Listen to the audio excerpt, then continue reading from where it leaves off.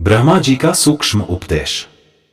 एक बार देवता, मनुष्य और दानव तीनों एक साथ परमपिता श्री ब्रह्मा जी के पास पहुंचे और विनम्रता से उनके सामने झुकते हुए बोले, हे प्रभु, कृपा करके हमें बताइए कि हमारे लिए क्या करना उचित और हितकारी है।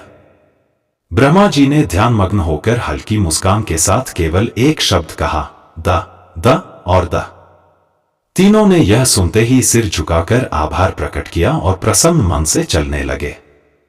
तभी ब्रह्मा जी ने उन्हें रोकते हुए पूछा, तुमने इस द का क्या अर्थ समझा?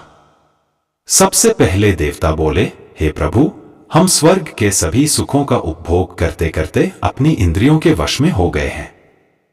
इसलिए हमारे लिए द का अर्थ है हमारी इच्छाओं का दमन करना। उनके चेहरे पर अब संकल्प की एक स्पष्ट रेखा खिंच गई थी। फिर मनुष्यों की बारी आई। उनमें से एक ने कहा, हम अक्सर धन को केवल अपने सुखों में खर्च कर देते हैं। हमें समझ में आया कि हमें जरूरतमंदों को दान देना चाहिए। यह कहते हुए उसकी आंखों में नई जिम्मेदारी की चमक दिखाई दी। अब दानवों ने सिर उठाया। एक गंभीर स्वर में उनमें से एक ने कहा, हम स्वभाववश अत्याचारी हैं और हम दूसरों को कष्ट देने में आनंद पाते हैं।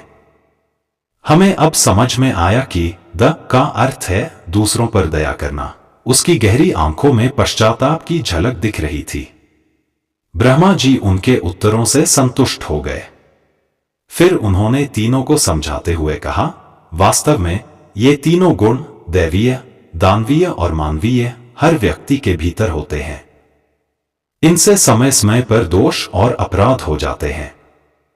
उन्होंने शांत स्वर में आगे कहा, जब व्यक्ति के पास सर्व सुख हो तो उसे अपनी इच्छाओं पर दमन करना चाहिए, जिससे वह अनर्थ और अपराध से बच सके। जब धन की अधिकता हो तो दान देना चाहिए ताकि वह स्वार्थ से मुक्त हो। और जब अधिकार, बल या सत्ता प्राप्त हो तो दूसरों पर अत्याचार न करके उन पर दया करनी चाहिए। यह उपदेश सुनकर तीनों के चेहरों पर एक नई समझ की चमक थी और वे हाथ जोड़कर ब्रह्मा जी को प्रणाम कर विदा हो गए। यह पाठ हमें सिखाता है कि जीवन में संतुलन बनाए रखने के लिए दमन, दान और दया तीनों आवश्यक हैं।